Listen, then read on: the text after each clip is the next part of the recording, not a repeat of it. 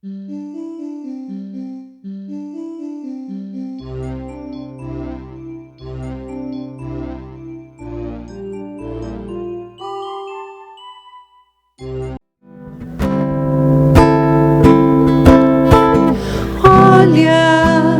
vem ver o sol nascer, tanta beleza. Alguém espera por você. Vem sorrir, mostra o dom de amar, o teu carinho tão belo em tua alma. E vai levar o amor, vai buscar a paz dentro do coração.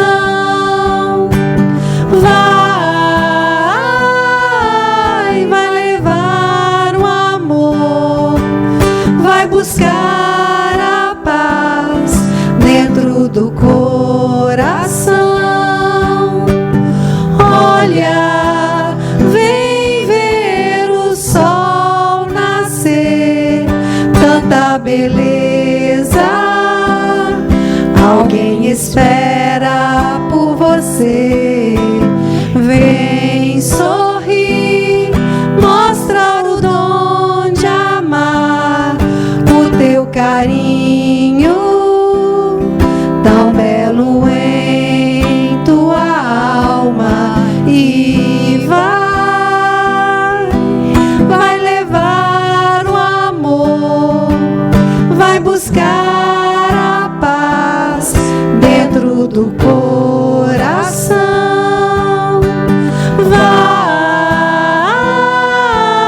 Vai levar o amor, vai buscar a paz dentro do coração. Não basta só viver, é preciso sempre amar, é preciso confiar. Não bastam as palavras que se perdem pelo ar. É preciso confiar e amar.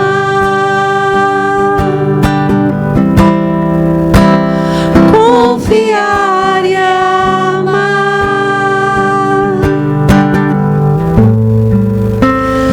Confiar e amar.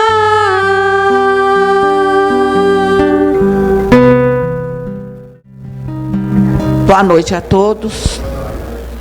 Com certeza é muito gratificante e já estamos todos com o nosso coração preparado para receber o trabalho que o nosso companheiro veio nos trazer dentro do tema de hoje. Nós já estamos todos beneficiados por essas lindas músicas, que são preces também, porque se a gente prestar bem atenção, a letra fica aqui, né, no telão, e a gente presta bem atenção, são preces, são lindas. Então o que nós temos que fazer agora? Agradecer ao nosso Pai Celeste pela oportunidade de estarmos aqui mais uma vez, sendo presenteados neste momento com as bênçãos da espiritualidade que se encontra, cuidando de cada um de nós, cuidando de nossos corações, né? Com certeza eles estão prestando atenção em nossas necessidades, né? Mas aqui nós temos que prestar este agradecimento por todo este carinho, por todo este cuidado que temos recebido. Mas neste momento, vamos buscar do fundo do nosso coração todos os nossos bons sentimentos, todas as bênçãos que puder, e encaminharmos para os nossos irmãos no sul do país, que tanto têm sofrido com essa dificuldade dessa mudança climática que está havendo. mas nós temos a certeza que o nosso Pai Celestial não se descuida de nenhum deles. É difícil, sim, a gente sabe que é, mas o consolo virá, mas a assistência material também virá, e vamos aproveitar e pedir também muito por todos os nossos governantes, aqueles que têm a condição de resolver os problemas materiais daquela região, e tem, porque estão recebendo muitos recursos, que eles possam empregar esses recursos devidamente, atendendo a necessidade de toda esta comunidade tão sofrida, e que a paz do nosso amado Mestre Jesus reine em todos os corações, direcionando os nossos pensamentos e as nossas atitudes, para que mereçamos chamá-lo de Mestre, porque estamos buscando realmente aprender as suas lições, seguindo o exemplo que ele nos deixou, exemplo de amor, de dedicação ao próximo. Muito obrigado a todos. Boa noite. É com muita alegria e sob a égide do nosso Mestre Jesus que estamos iniciando nossas atividades de hoje.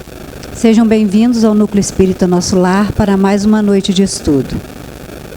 Nossas palestras são inspiradas no livro Vinha de Luz, e o assunto de hoje é relativo ao capítulo 111, cujo título é Recomendação, e está em Marcos capítulo 5, versículo 19.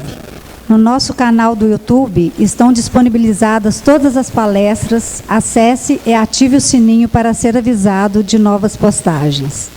E para falar sobre o tema Sublime Recomendação, é com muita alegria que convidamos agora o nosso amigo Wagner Silva, que é palestrante espírita e colaborador aqui do Núcleo Espírita Nosso Lar. Seja bem-vindo, Wagner. Boa noite. É uma alegria sempre, estar aqui para refletirmos juntos esse diálogo que Emmanuel faz a partir do texto evangélico.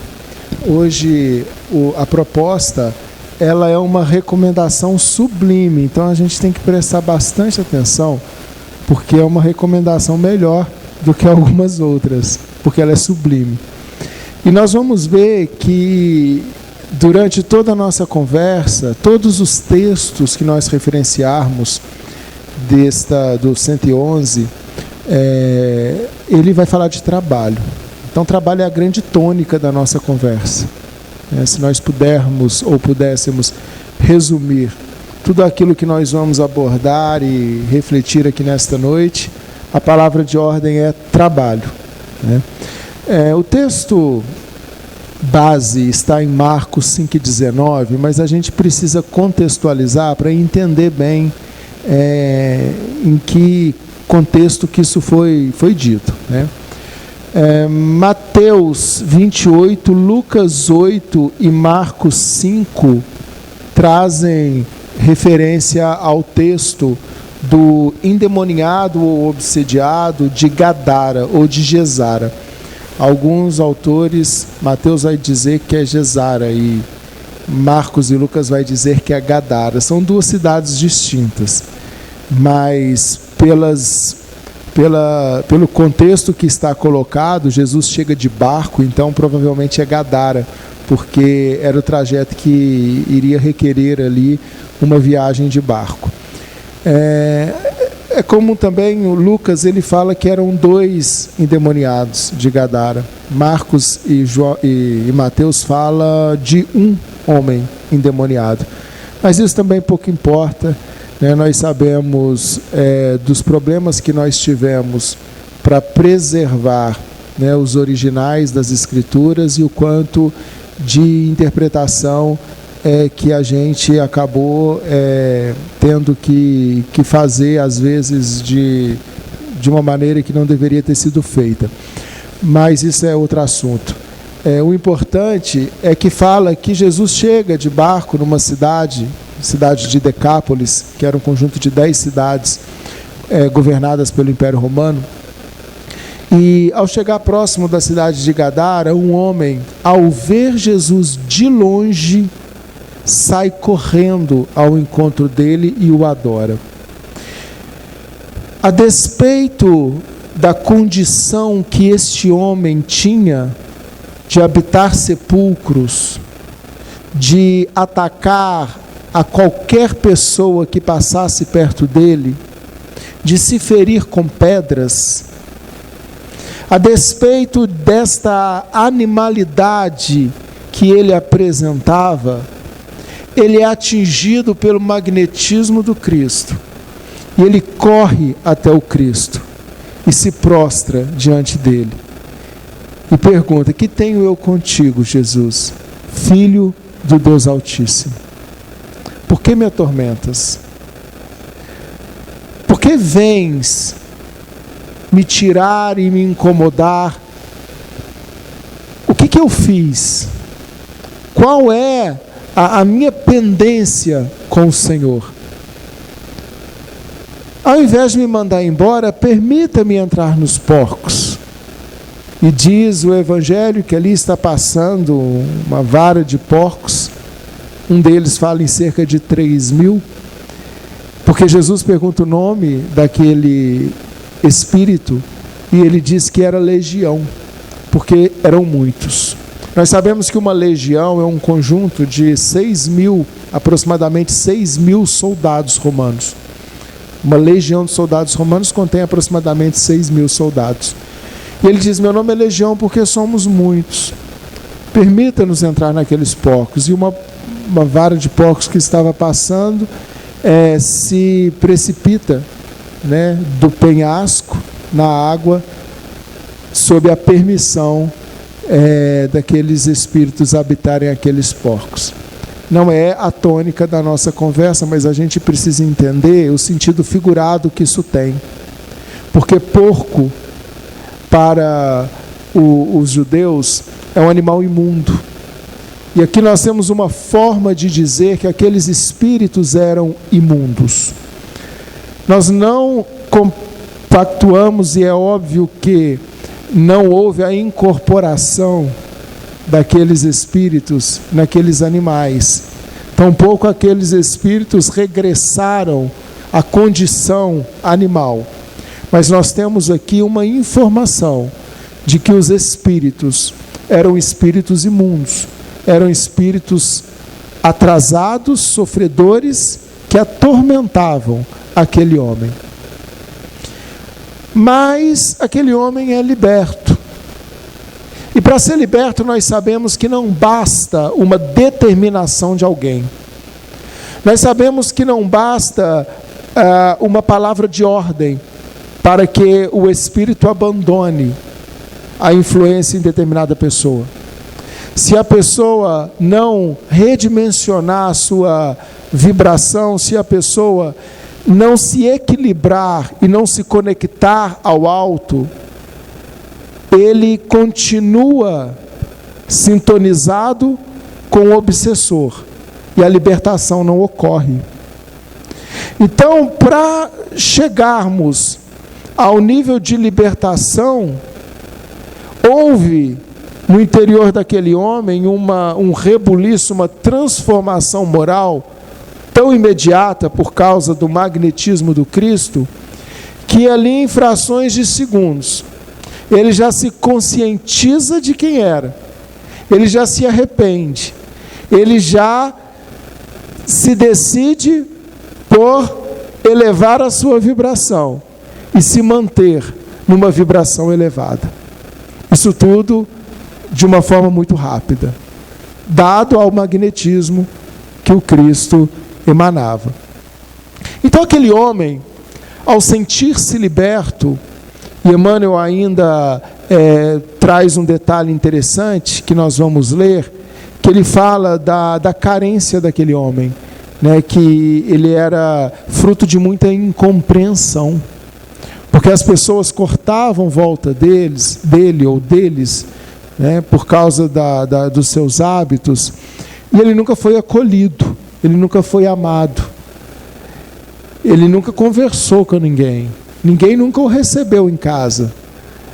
Aquele homem, ele tinha uma dor muito profunda, e agora diante do Cristo, a carência diante do puro amor, porque este é o cenário que nós temos, né, de um homem extremamente carecedor de amor, e do amor personalizado ali na pessoa do Cristo. ele faz um pedido para Jesus. Ele quer continuar na presença do Cristo. E ele diz assim: permita-me segui-lo. Deixe que eu vá com você. Entrando ele no barco, rogava-lhe o que for endemoniado que o deixasse estar com ele.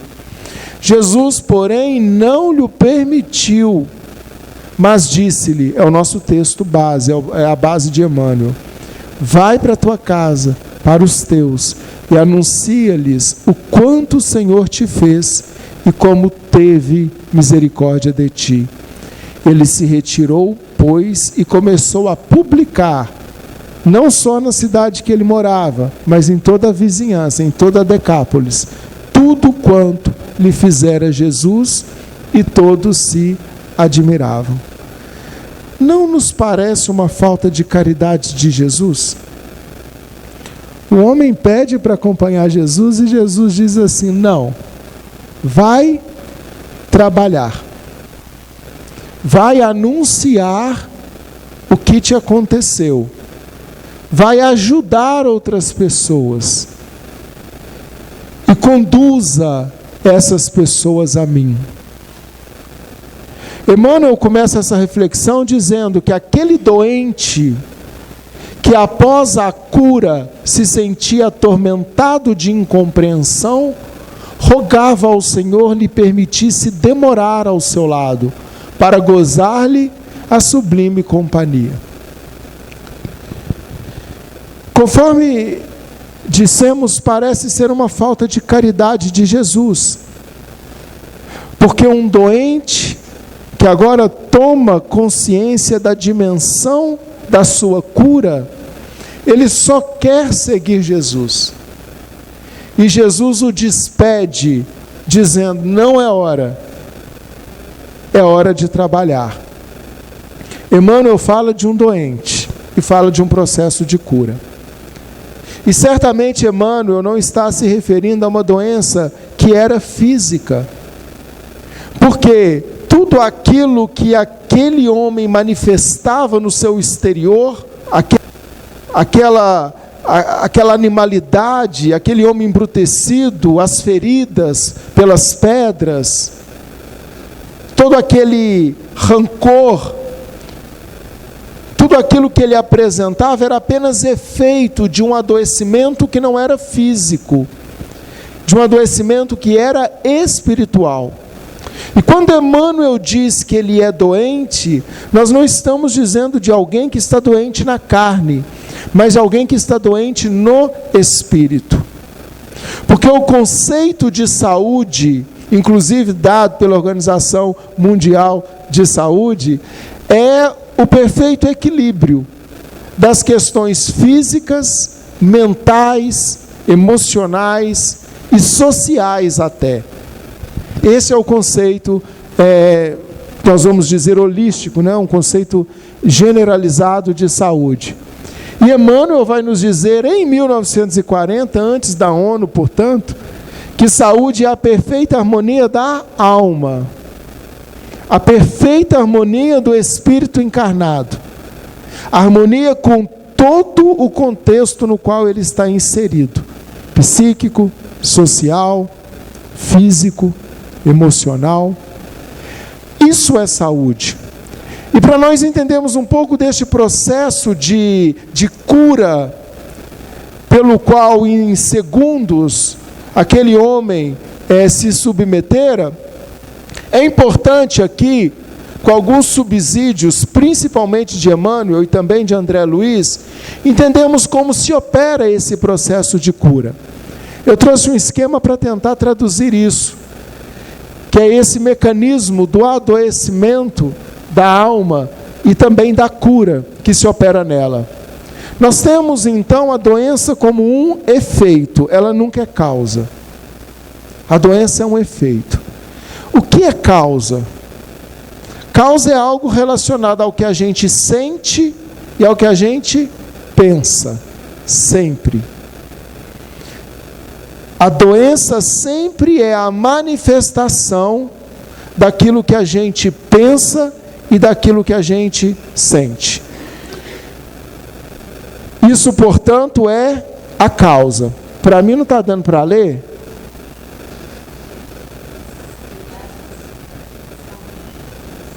Energias criadas pelo pensamento ou sentimento. As causas sempre são relacionadas a pensamento e sentimento.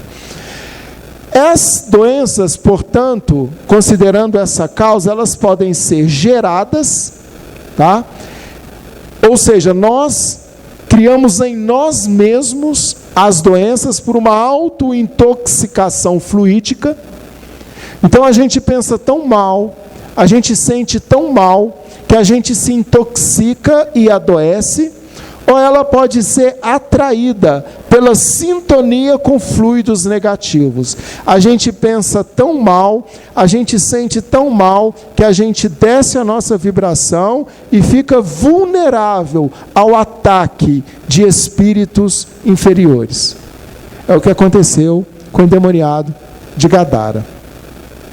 Ele era um obsidiado no processo de fascinação, ou talvez subjugação, um processo de obsessão tão ferrenho que ele perdera a sua própria identidade. Ele manifestava aquilo que o obsessor pensava e sentia. Ele apenas refletia algo de espíritos com quem ele compactuava em vibração. Então, as doenças podem ser geradas por nós mesmos ou atraídas por um espírito que gera em nós. Nesse processo da geração, o que acontece? Nós vamos impregnando no nosso perispírito algumas máculas, que André Luiz diz que o sentimento ruim vai gerando nas áreas pertinentes do perispírito uma área mais densa e mais escura. Essa é a expressão que ele utiliza. Uma mancha mais densa e mais escura. Impregnado no nosso perispírito, por exemplo, uma falta de perdão, um sentimento de revolta, de ira, de desejo de vingança, um sentimento de não querer o bem do outro. Isso vai gerando uma nódoa aqui na área do coração, que isso vai impregnando no perispírito essa nódoa mais densa e mais escura, que acaba traduzindo para o corpo físico na forma de um sintoma físico. A gente pensa que o perispírito só traduz para o corpo físico uma mazela no processo de reencarnação.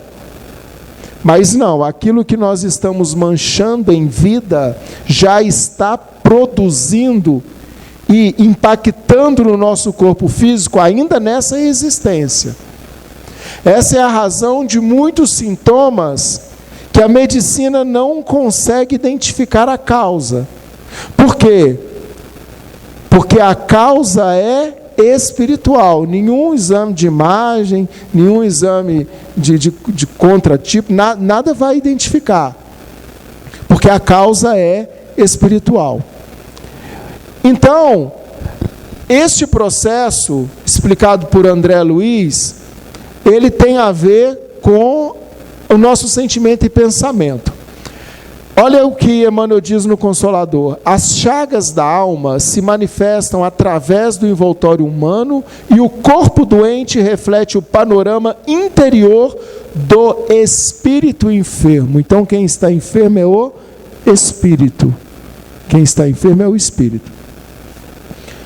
Na questão da atração, assim como o corpo físico pode ingerir alimentos venenosos que lhe intoxicam os tecidos, também o organismo perispiritual absorve elementos que lhe degradam com reflexos sobre as células materiais. Isso já é André Luiz nos domínios da mediunidade.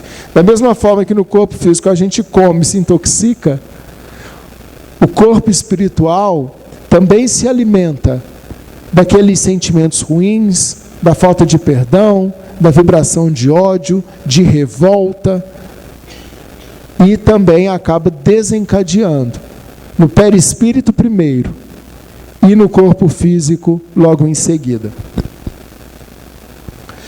Tanto aquelas que nós geramos quanto as que nós atraímos têm as causas no que pensamos ou sentimos.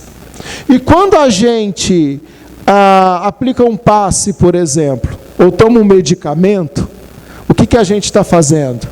A gente está agindo na doença, que é o efeito. Se a gente não cuida da causa, o passe vai ser necessário toda semana, ou todo dia. O remédio vai ser necessário todos os dias. Por quê? Porque o efeito deles é sobre a doença, o efeito.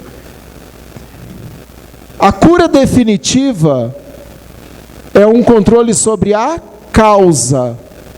Quando a gente cuida do que pensa e do que sente, quando a gente vigia e ora, conforme a orientação do Cristo, quando a gente entende que de tudo quanto a gente tem que guardar, como diz o salmista, a gente precisa guardar o nosso coração, porque dele é que procede todas as saídas da alma. Quando a gente entende isso, a gente começa a cuidar do que pensa e do que sente, a gente começa a drenar as manchas do perispírito, a minimizar os efeitos no corpo físico e a parar de gerar novos efeitos. A gente abre o dreno daquela mancha escura e densa, como nos diz André Luiz. Mas se a gente pensa e sente mal novamente, a gente cria de novo a mancha. É como uma caixa d'água. A caixa d'água é o problema, ela estar cheia de água é o problema. A gente cria lá um registro para drená-la. E a gente drena. Oração, prece, boas leituras, boas vibrações. E se a gente não abre uma torneira lá em cima, dá tudo certo. Ela se esvazia, a gente resolve o problema. Mas a gente insiste em, às vezes, abrir uma torneira com a bitola igual a do esgoto. Aí a caixa nunca esvazia. Alguns de nós ainda abrem torneira maior, né? Aí a caixa derrama.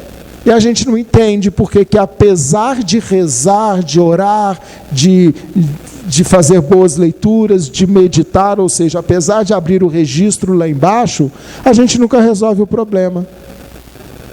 É porque apesar de tanto orar, de tanto vigiar, de tanto meditar e fazer boas leituras, a gente também continua falando mal do irmão, desejando mal ao irmão, tendo ódio, tendo desejo de vingança, tendo revolta, sentimento de revolta, e a gente continua abrindo e alimentando a caixa d'água com isso tudo.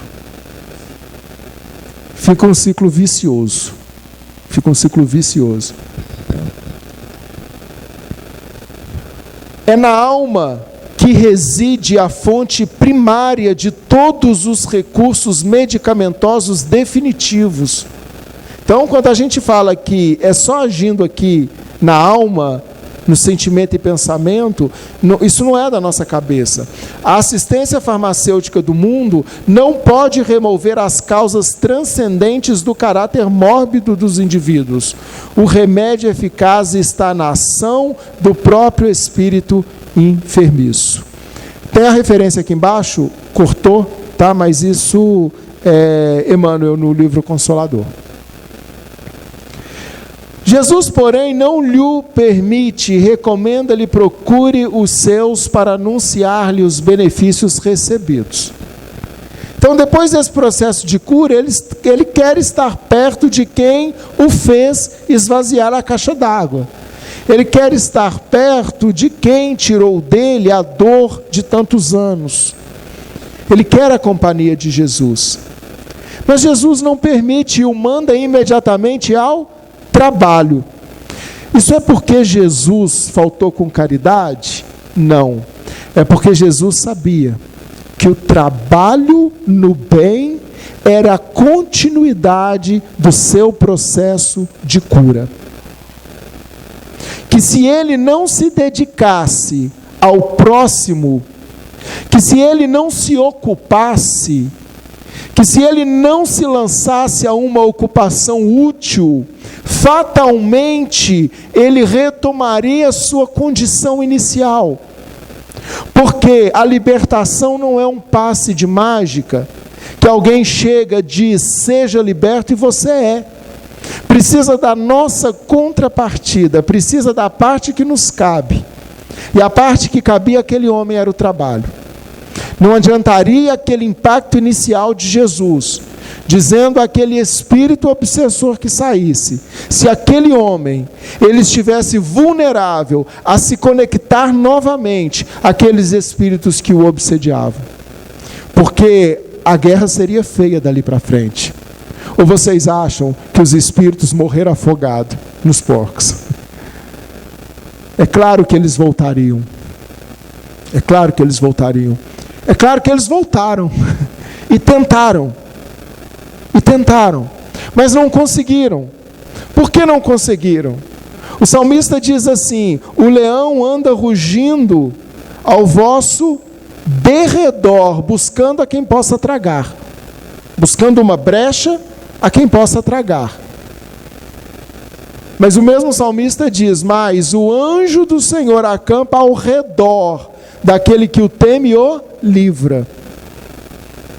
Então, por mais que hajam obsessores ao nosso derredor, se nós tememos a Deus, e temer é fazer o que nos cabe, nós temos uma libertação por meio de anjos que habitam ao nosso redor, fechando todas as brechas. Era necessário que as brechas fossem fechadas, e elas seriam fechadas por meio do trabalho. Isso nos faz lembrar Saulo de Tarso. Porque naquele momento, na história que todo mundo já conhece, em que ele na estrada de Damasco se encontra com Cristo, e ali ele cai sem a visão física, diante de Jesus, ele tinha ali uma oportunidade de se remoer, uma oportunidade de derramar diante de Jesus a angústia do mal que ele fez enquanto Saulo.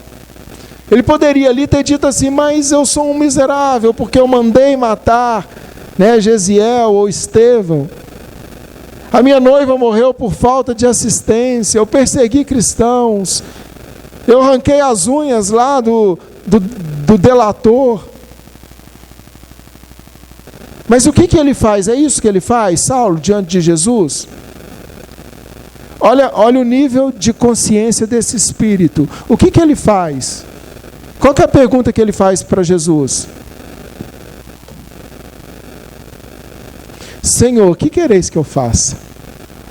Entregando-se-lhe de alma e corpo como se fora íntimo servo, interroga com humildade o que desejava o mestre da sua cooperação. Então, a atitude de Saulo é perceber que naquele momento ele tinha que se lançar ao trabalho, porque ele tinha muita dívida e precisava trabalhar para pagar. Não é pagar no sentido de você fez errado, então paga. Não, é no sentido de que trabalhando e servindo nós evoluímos. Evoluímos pelo fato de nos entregarmos ao outro, de servirmos ao outro. Olha o que nos diz o próprio Chico Xavier no livro Evangelho de Chico Xavier. O trabalho é remédio para muitos males do corpo e da alma, mais para os males da alma. Agora nós entendemos por que Jesus falou assim: não, meu filho, não venha comigo não, vai trabalhar. Porque o trabalho é remédio. E ele ainda estava convalescente. Ele ainda necessitava do processo de cura, da continuidade desse processo de cura. Continua Emmanuel: quantos discípulos copiam a atitude desse doente? olhos abertos à verdade, coração tocado de nova luz, a primeira dificuldade do caminho, pretendem fugir ao mundo, famintos de repouso ao lado do Nazareno, esquecendo-se de que o Mestre trabalha sem cessar. Então, quantos de nós, ao alcançarmos uma graça, nós só queremos descansar nos braços de Jesus, né? Tem essa expressão, não é? Repousar e ficar ali em estado de adoração, sem produzir, sem fazer nada, sem trabalhar. Quantos de nós repetimos isso? Quantos de nós almejamos o céu, achando que lá é o repouso eterno? Jesus diz assim: o meu Pai trabalha até agora e eu trabalho também. Então, se ainda resta, né, eu acho que não, mas se resta ainda alguém pensando que vai para o céu para ficar de mão levantada falando aleluia a eternidade inteira, né? Eu não sei se é má notícia, que para mim é boa, porque deve ser muito chato ficar numa posição só, falando uma coisa só com a mão levantada, mas a boa notícia é que não. É trabalho. Por isso que a tônica da nossa conversa é trabalho. Trabalho como remédio para a cura de doentes que somos. Trabalho. Quase sempre aqueles que insistem... Olha, Emmanuel pegou pesado nessa.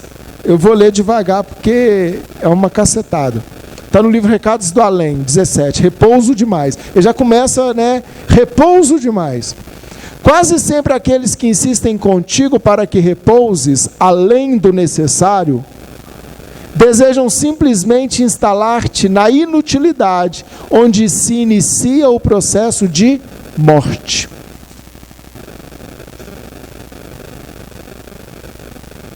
Tudo que é parado morre. Água parada da dengue, né? Vamos aproveitar e esvaziar, né? Todos os recipientes lá nos nossos quintais. Tudo que é parado. Vocês percebam que a grande chamada para a vida é ser útil, é produzir, é trabalhar. Notem que na natureza, tudo que não é útil, tudo que é inútil, tende a ser eliminado. A natureza tende a eliminar tudo que é inútil, inclusive seres humanos inúteis.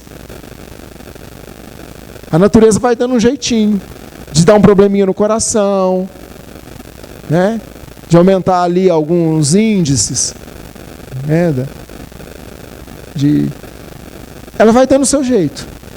Por quê? Porque a natureza não tolera a inutilidade. Nós estamos aqui para servir. Nós estamos aqui para cumprir um objetivo, e esse objetivo tem a ver com o outro. Sempre. Sempre. Trabalho. Trabalho no bem. O dever cumprido é a melhor maneira de fazer da própria consciência o mais alto lugar de repouso. Então, o repouso verdadeiro, aquele que a gente fica tranquilo e fala assim: nossa, é a sensação de dever cumprido. Não é? A gente vai ficando ansioso quando tem algo para fazer e a gente não faz. E a gente vai protelando. E a gente vai jogando para frente. E quando a gente pega e faz, não dá um alívio na consciência. Ufa, eu fiz. Isso é saúde.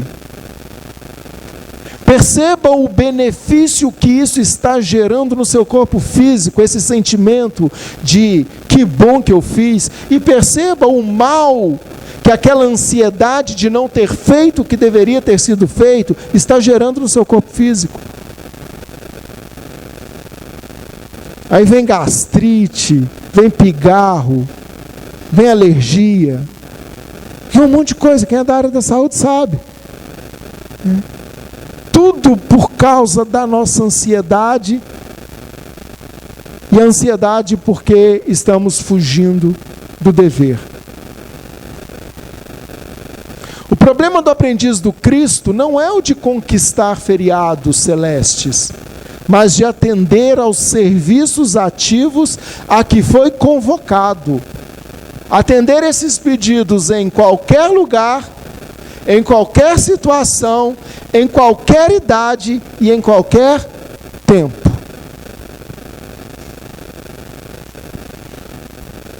Eu até mudaria, atender esse pedido neste lugar, nesta situação, nesta idade e neste tempo. Sempre.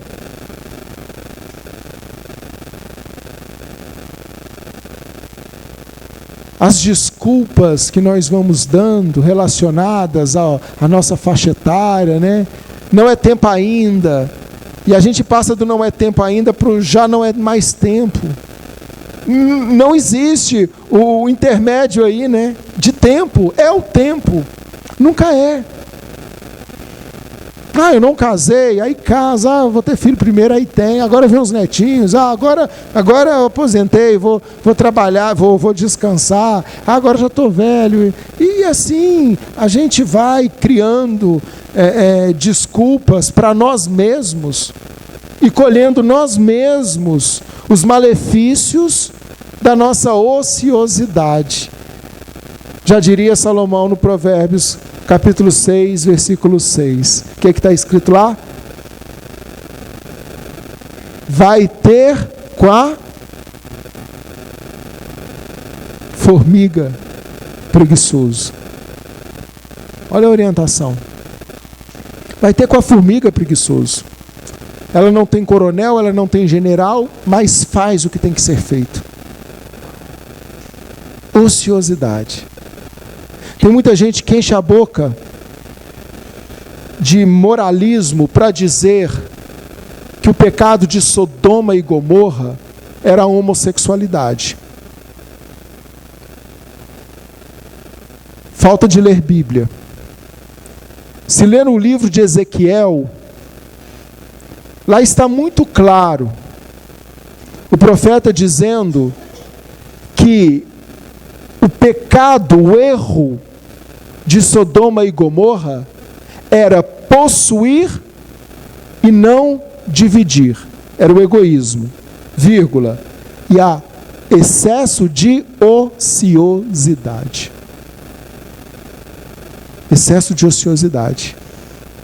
Esse era o pecado de Sodoma e Gomorra. Está lá em Ezequiel. Ociosidade ao não fazer. Então, a gente precisa entender a importância do trabalho, que é uma lei de trabalho, que é toda a ocupação útil. Conversar é trabalho? Pode ser. Pode não ser, pode ser um desserviço. Mas quando você conversa com alguém que precisa te ouvir, e que essa conversa sua faz bem para o próximo, você está trabalhando. Ouvir é trabalho? Pode ser, quando você ouve alguém que precisa desabafar e fazer uma catarse e te entregar ali, isso é trabalho. Toda ocupação útil é trabalho. Em qualquer lugar, em qualquer situação, em qualquer idade, em qualquer tempo, a gente fica deixando para a próxima encarnação ou a gente deixa para o plano espiritual. Né? Quando eu desencarnar, eu quero trabalhar na colônia espiritual. A gente até já tem um setor, né? Neste setor, não é? Ou eu quero fazer essas visitas para trabalhar por aqui. Vamos iludidos. Outros querem ir para descansar, né? Está cansado aqui na terra e querem partir para descansar. Lê do engano. Vamos ver esse poema de Casimiro Cunha.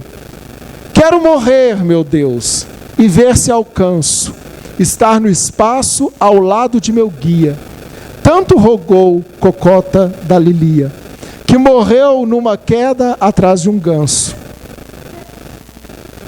Mas não achou a paz que ela queria, nem o céu, nem a rede de balanço. Acompanhava o guia sem descanso, trabalhando e servindo noite e dia. Afadigada em tanto movimento, reclamava chorando, não aguento. E renasceu na roça, em Vila Bela. Hoje é feliz no sítio da Moenda. Destoca terra e serve na fazenda, carregando com comida na gamela. Chico Xavier, psicografia de Chico Xavier.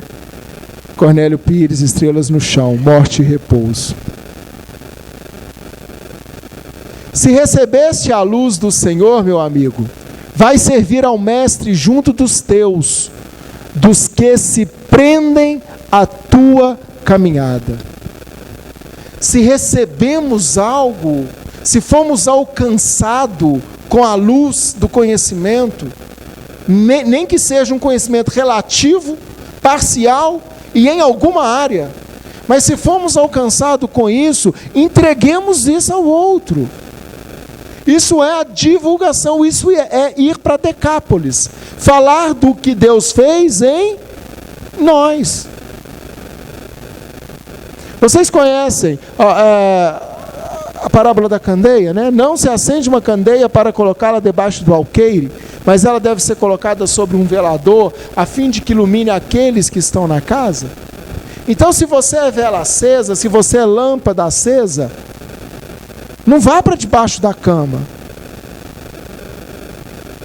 Não vá para debaixo de um alqueire. Mas se situe numa posição de iluminar, de levar luz. Conhece o Triângulo do Fogo? Lembram lá do ensino médio? O fogo, a luz, né? Para existir, o fogo para existir, ele precisa de 3 elementos: oxigênio, calor e combustível. Correto? Se faltar um dos elementos, não tem a chama. Então acende uma vela. Você teve a fonte, o calor, o fogo que acendeu o pavio. Você tem o combustível, que é a cera ali, a parafina, certo? E você tem o oxigênio que está interagindo com a chama. Se você pegar um copo e embocar em cima da vela, o que acontece? Esse experimento todo mundo fez. Ela apaga porque faltou o oxigênio. Simples assim. Então o fogo precisa de 3 elementos. É o triângulo do fogo. Wagner, o que você está aprontando? Vamos ressignificar isso espiritualmente. A chama, a luz, é o conhecimento que nós adquirimos, seja pelo estudo, seja pela experiência. Isso é luz. Brilhe a vossa luz. Está lá em Lucas. O brilhe em vós a luz. O oxigênio são os recursos, as oportunidades e os meios que nos são oferecidos. É o que se interage conosco. As obras que estão à nossa disposição, os amigos que nos aconselham e andam conosco, os familiares que nos amam, a casa espírita que nos acolhe, o passe que nos auxilia, a água fluidificada que também nos auxilia nesse processo terapêutico. Então isso é o oxigênio. O calor é a atitude, a vontade. Questão 909 do Livro dos Espíritos. É possível, né, domarmos as nossas más inclinações, assim, com pequenos esforços, ou esforços insignificantes. O que vos falta é a vontade. Com poucos entre vós tem vontade. E combustível é a nossa entrega. É o que nós doamos, porque a cera se consome. O pavio lá da lâmpada, aquela linha lá, ela se consome, por isso que a lâmpada queima. O combustível do nosso carro se consome. O combustível se doa para que a luz exista. Então a luz, o combustível, é a nossa doação, o nosso trabalho, é o movimento para o bem. Então o combustível é o nosso trabalho. Não, vai que você viajou demais na maionese. Emmanuel também. Fonte Viva 81. A claridade na lâmpada consome força ou combustível. Sem o sacrifício da energia ou do óleo não há luz. Transforma as tuas energias em bondade e compreensão redentoras, para que toda gente gastando para isso óleo da tua boa vontade, e na renúncia e no sacrifício, a tua vida em Cristo passará realmente a brilhar. Se faltar um dos elementos, não tem luz. Se faltar trabalho, não tem luz. Se faltar vontade, não tem luz. E se faltar recurso, não tem luz. Então, Fazer brilhar a nossa luz é levar ao outro um pouco daquilo que nós recebemos. E a vantagem é que a luz em nós não se extingue quando nós doamos. A chama da vela que passa para outra vela não fica menos chama. Você já viu? Diminui. Quando eu acendo uma outra vela com a minha vela fica menor? Não. Tolstói nos ensina que de igual modo que uma vela acende outra vela e chegam-se a brilhar milhares de velas, da mesma forma um coração acende outro coração, e assim brilham milhares de corações. Anuncia os benefícios do Salvador exibindo a própria cura. Ninguém deve amealhar as vantagens da experiência terrestre somente para si.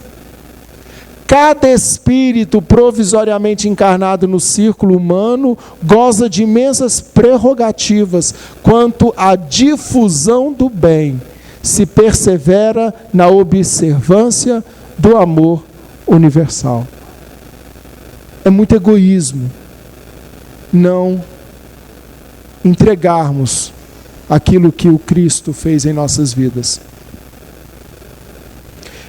Quem demonstra a renovação de si mesmo em Cristo habilita-se a cooperar na renovação espiritual dos outros. Quanto ao bem-estar próprio, será chamado a ele no momento oportuno. Quer dizer, esquece. Não é agora. Mas quem demonstra a renovação de si está apto a cooperar na renovação do outro. Ou seja, para entregar a luz eu tenho que ter luz. Então, Jesus não pediu para o endemoniado de Gadara entregar aquilo que ele tinha antes do seu processo de cura. Ele pediu para que ele entregasse aquilo que ele recebeu do Cristo. É isso que a gente deve entregar. Porque tem muitos de nós agindo como endemoniados de Gadara não curados, entregando o que nós temos. Rancor, fúria, violência, pedras, sepulcros. Mas a gente deve entregar o que nós temos após o nosso despertar de consciência para o Evangelho. Prega, pois, as revelações do alto, fazendo-as mais formosas e brilhantes em teus lábios.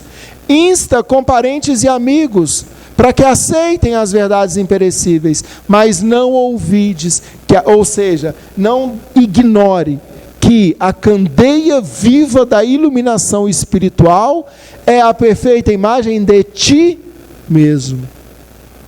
A gente só entrega o que tem. A gente só dá o que possui. Oferece o melhor de ti aos que te compartilham a estrada, e conservando a consciência tranquila, trabalha sempre, lembrando a cada momento que, assim como o fruto fala da árvore, o serviço é a testemunha do servidor. Muito obrigado.